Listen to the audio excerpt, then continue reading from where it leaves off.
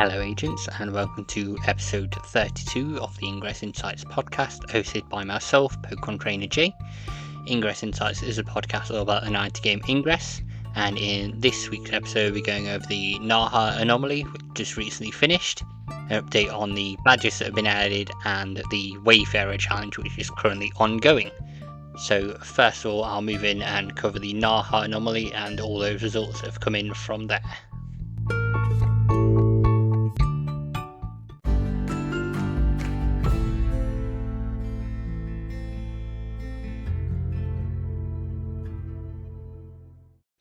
The anomaly in Naha has now concluded, so I'm just going to run through the scores for that event. So for the Beacon Battle, the raw score there was Enlightened 1004 points, Resistance 706 points, with the final score proper anomaly points wise being 54.6 to Enlightened, 38.4 to Resistance. For the Shard Battle, the raw score was 6 shards to Enlightened, 2 to Resistance, with the final score there being 69.8 to Enlightened and 23.3 to Resistance. For the Go Rook Stealth Ops, Enlightened won that with 5.6 points and 1.4 points to Resistance. And then the Urban Ops, that was won by the Resistance with 4.2 points to them and 2.8 points to the Enlightened. This means the total score for the Naha Buried Memories Anomaly was 132.8 points to Enlightened and 67.3 points to Resistance. So the Enlightened won the Buried Memories Anomaly Naha, and that means the overall zero score is now very, very tight, with 1 point separating the factions. So Resistance are winning this series so far on 320.8 points, and Enlightened are trailing just behind, as I said, with 319.8 points. We do have another anomaly in Chicago this coming weekend, and then 2 more in June, so it could all change, but I don't think I've seen it that close before on an anomaly since I've been playing, so it's nice to know and see how the factions are doing on there. And then next I'm going to move in and just talk about some hacked media agents in Naha have been getting as well, and I'll provide links to those in the show notes. Following the Enlightened victory in Naha, agents there have reported hacking media containing messages from Niantic's own Brian Rose, John Hankey and Massa. I'm not going to pronounce his last name because I fail at that, unfortunately. It's thanking the agents for their work there and congratulating Enlightened on their win. And you can watch those messages on YouTube. I think it's a nice little addition there. It's been cool to see, even if you weren't attending in Naha, you can still watch that. So I will link to those in the show notes, as I mentioned. I also want to add into this section that the second Ingress report has now come out, and that's done by the agent Alicia Moya. And in this episode they cover the global operation Shard Skirmish results. They've got some interviews with agents from the previous anomaly and invitation to come to upcoming anomalies, and at the end of the video there's a top secret meeting with a NIA operative, and you hear from Thea Hightower on that call. So we don't know what it means. It talks about Project Aten, or Aten, which is an Egyptian god to do with the sun, as far as I can tell. I'll be honest, it reminded me of Yu-Gi-Oh! First of all, being the true name of the pharaoh and that. But I don't think we're going to get a Yu-Gi-Oh! Niantic game anytime soon. It's probably more related to ancient Egypt, given the background we've got for buried memories of all the pyramids and things, and talking about the access to a ritual that will be coming up as part of the winning result for buried memories. So keen to see how that evolves. That's about it for buried memories, so I'm going to move on to the rest of our news now. With the Naha Anomaly weekend in full swing, Ingress has added a few new badges to the store that they mentioned they would add, as well as a couple of classic badges. So the first new badge we've got is the Buried Memory Supporter badge bundle. It's got the Buried Memory Supporter badge, 3 Jarvis Virus, 3 Ada Refractors and 1 Portal Fracker. All of these badges are 30,800 CMU, so I won't bother saying the price for all of them, as they all are the same price. And as well, the Jack Norman 2024 badge for the Resistance agent in the anime. as well as the Jahan 2024 badge, who's another resistant agent in the anime. Both of those come with 5 kinetic capsules and 2 portal fracas, and those are available as per the previous update from the 17th of May 2024 to the 30th of June 2024. As I said, the team have also added 2 previous badges to the store. So they've got the Agent 855 Origins badge from 2023. This is the badge that came in the Origins kit previously, so you can still order that on Niantic Supply if you'd rather get the whole kit and get the actual cards. And that comes with 10 kinetic capsules for that badge as well. And the other one they've brought back from the archives is the Jahan 2016 badge, and again that comes with 10 kinetic capsules and the badge. So lots of badges for sale, as we still have the Ada Mother's Day badge running until the 26th of this month, but the 3 badges for Buried Memories run until the 30th of June. It's not known when the Agent 855 and the Archive Jahan badge will run until, but if you do want them, you can go to the store and pick them up now. Just a fun little thing now. So I mentioned on the last podcast I got some Enlightened dice from Q Workshop and shared the link for that. I took them along to my Dungeons and Dragons session. We didn't really have many tools, but there were some checks to be done, so I did use the Ingress dice for those. I got some pretty low rolls, unfortunately. They're quite light dice compared to some of the other ones I've got. I did get 1 natural 20. I can't even remember what check on now. If you don't play Dungeons and Dragons, natural 20 is the best roll you can get with a 20-sided die, so that was nice. But and so they rolled a little lower, the lighter dice than I'm used to, so I might unfortunately not use them that much, but I'll let you know if there's any other kind of Ingress dice I see that I think are good, but that's how they rolled for me this time. I'm now going to move on and talk about the Wayfarer challenge, which is currently ongoing. Again, in this challenge you can earn an OPR Live badge tick, which is the way to earn that medal now. If this is the first time you're doing it, you will get the bronze OPR Live medal sometime after the event ends. So for this Wayfarer challenge, it's running from the 15th of May until the 22nd of May at 8 PM UTC. And you'll be reviewing nominations and edits from Japan, USA, and Germany. So if you're familiar with those countries or you need a translator, you can get one in your browser. I know Chrome has an auto translator for most web pages, so that should work pretty well. Or you can do it on your phone. iOS has a good translate option if you need that translating on there. But I'll just run through the rewards. So for the global rewards, if you get at least 50 nominations you review, you'll qualify for these global rewards. So if the community review 10,000 resolutions, so that means nominations reaching a resolution, so 10,000 of those will get you 20 level 8 resonators, 20 level 8 XMPs, 20 level 8 power cubes, 1 rare shield, 1 rare heatsink, and 1 rare multi-hack. It's worth noting this tier has already been reached as I'm recording this, so if you review at least 50 nominations, you're guaranteed to get that. I suspect that will easily surpass the final tier.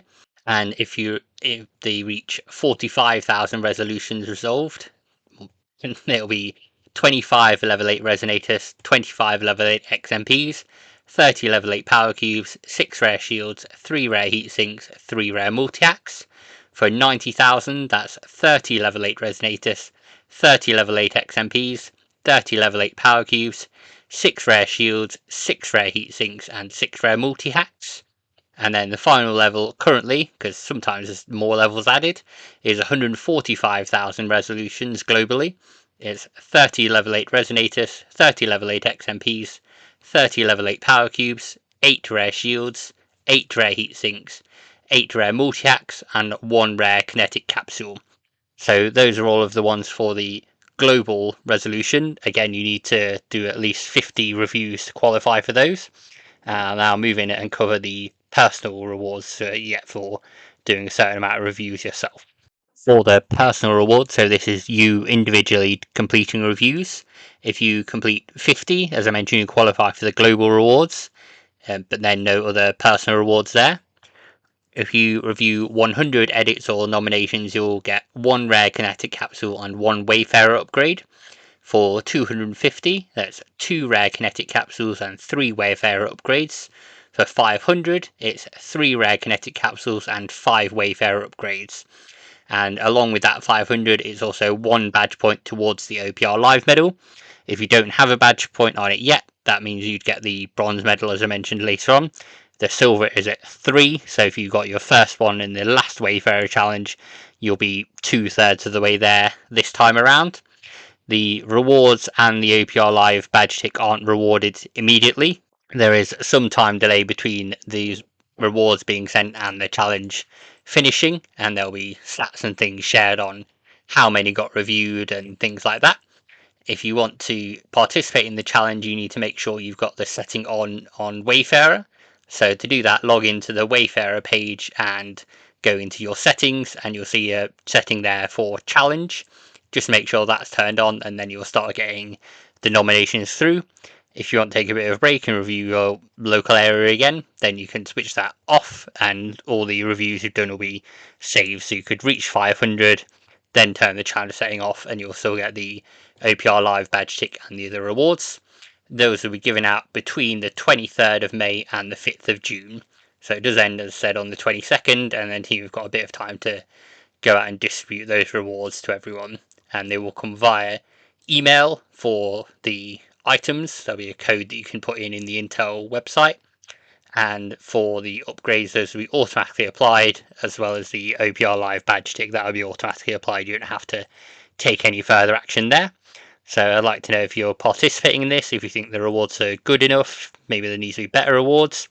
If you play Pokemon Go, there are some rewards you'll get for that as well, but I've not covered them here because it's just about Ingress.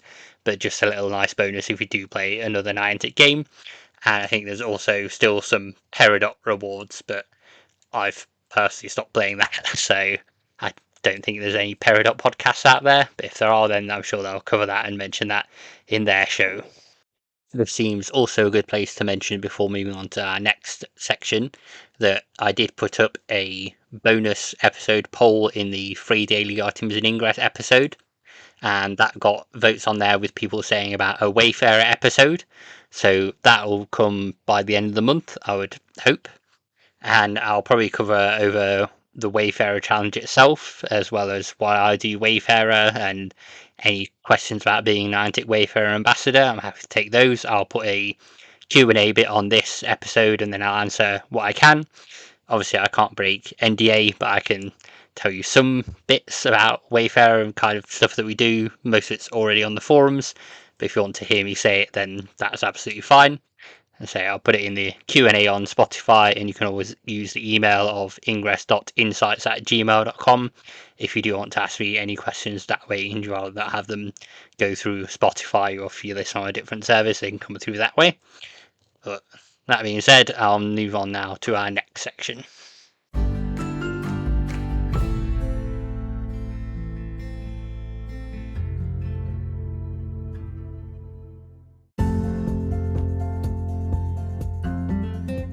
What I want to talk about in our feature section this week is Cosmetic Medals, as we have quite a few in the store at the moment. These all cost 30,800 CMU for these medals because they are bundles and they are character badges. Ordinarily, you will get things like the Lunar New Year medal will cost 2,500 CMU, so it's not as much, and that's generally just the badge and no extra items on there. And an agent mentioned in one of the Ingress chats I'm in about why agents would want cosmetic medals.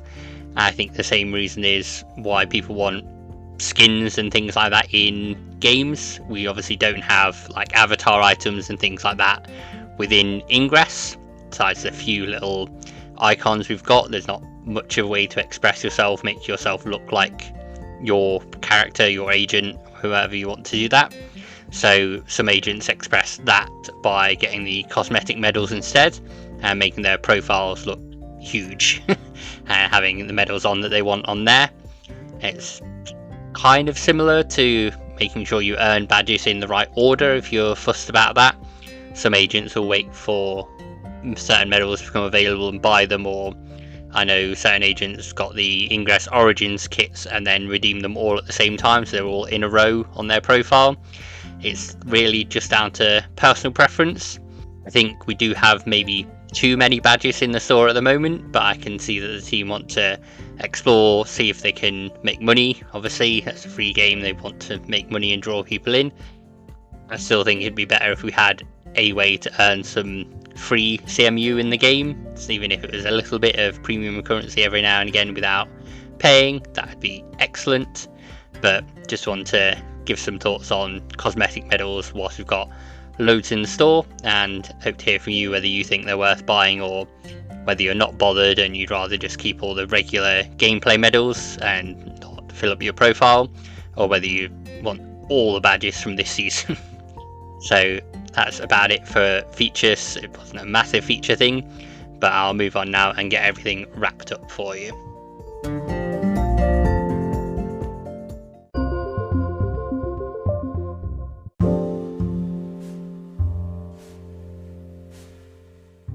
Thank you, agents, for listening to episode 32 of the Ingress Insights podcast.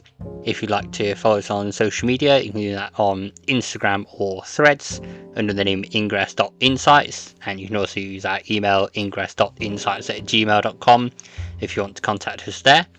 And you can respond to the Q&A and the polls that are on the podcast. That helps to increase the visibility of the show, so I'm told. I don't know if that's true, but getting close to 200 plays now on a few episodes, which is nice to see, so I appreciate that. And then next week we were going over the Chicago Anomaly, which would have been this weekend but got moved, so we've got 2 separate Anomaly weekends, and then probably looking at what's going to be coming up in June and looking through that calendar and kind of theorising on what may be coming up next for Q3. Thank you very much again for listening, agents. Have a great Sunday.